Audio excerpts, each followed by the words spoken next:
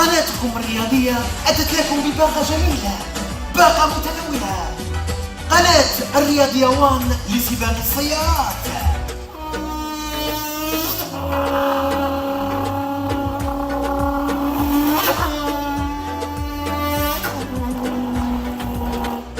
قناة الرياضية 2 لسباق الدراجات النارية.